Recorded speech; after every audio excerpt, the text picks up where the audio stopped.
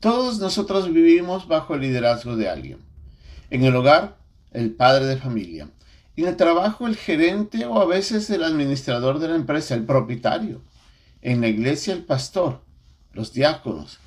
En la ciudad, el alcalde. En el estado, en la provincia, se encuentra el gobernador. En el país se encuentra tal vez el rey o el presidente. Todos ellos tienen un gran papel, una gran responsabilidad, y la manera como ellos desempeñan influenciará los resultados y el camino que el país o, en este caso, las personas bajo su liderazgo siguen. Y es ahí donde nosotros tenemos que analizar de que el rey tiene un cargo entregado por Dios y que por eso tiene que, obviamente, responder apropiadamente. Hoy día vamos a estudiar 5 lecciones, 5 puntos que el rey tiene que analizar o el líder tiene que considerar para darse cuenta si realmente su liderazgo está siendo apropiado. Esta es una lección hoy día aquí en un momento con Dios.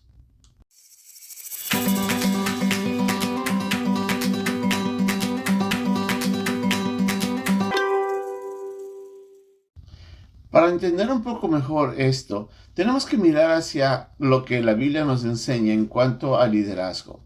Según leemos en el pasaje que se encuentra en el capítulo 4 de Daniel, el rey es puesto por mandato de Dios. Es él el quien decide quién está al cargo y quién no, o quién Dios permite que tome las riendas de alguna responsabilidad. Y de esa manera tenemos que mirar de que el rey, obviamente, ante Dios tiene una responsabilidad que cumplir y, obviamente, su desempeño va a influenciar muchísimo en la manera como el pueblo se beneficia de eso. Por hoy día vamos a estudiar, como decíamos al inicio, 5 puntos que nos pueden ayudar a entender un poco mejor. Y estos puntos se encuentran en los versículos 28 y de 31 a 35 del pasaje de Proverbios en el capítulo 14. Y lo primero que aprendemos es de que el rey puede medir la manera como está cumpliendo su desempeño por su popularidad. En otras palabras, si el rey tiene seguidores, si el rey tiene gente que lo busca, que lo aprecian, que se están trabajando bajo su liderazgo de una manera alegre y desempeñando sus funciones correctamente, quiere decir que el rey realmente tiene una buena aceptación. Y eso es fundamental. En nuestros países, por ejemplo, nosotros miramos cómo la aceptación del presidente influencia mucho la manera como el pueblo responde al liderazgo del presidente. Y lo mismo es en las empresas, lo mismo es también aún en la familia. Un padre que es buen padre, que sabe conducir y ganarse el cariño de su familia, obviamente será seguido con confianza por parte de su familia. Pero también podemos ver en la manera como el rey trata a los demás. Ese es uno de los indicativos de cómo el rey realmente está desempeñando su función. Si es un rey despiadado, si es un rey que maltrata a las personas, si es alguien que desprecia lamentablemente a las personas que están bajo su cargo, entonces el rey no está haciendo bien su función.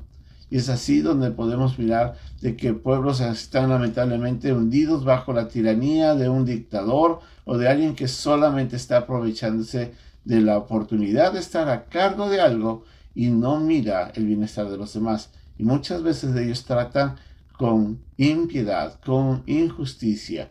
Y eso no es correcto.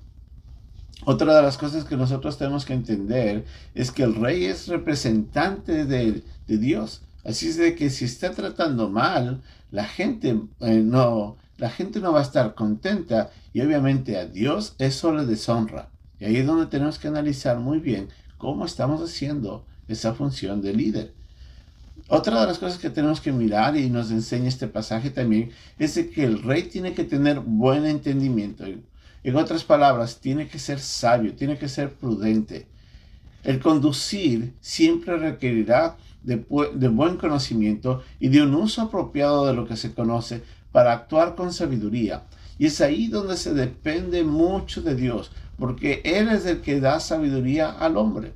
Así es que si una persona, un rey, alguien que está al frente, aún el padre de familia, necesita mucho de la ayuda de Dios para poder tomar decisiones correctas que encaminen siempre a la prosperidad de quienes están bajo su liderazgo y de sí mismo. Es muy importante ser sabio, ser entendido. Por eso se necesita personas con capacidad al frente y que dependan de Dios para que Él les otorgue esa capacidad de poder actuar correctamente. Otra de las cosas que vemos en este pasaje también es que el rey tiene que actuar con justicia y rectitud. En otras palabras, el rey no puede tomar acciones que no sean correctas, que vayan en contra de la voluntad de Dios o que vayan en contra de los derechos de las personas. El rey tiene que saber tomar acciones buenas.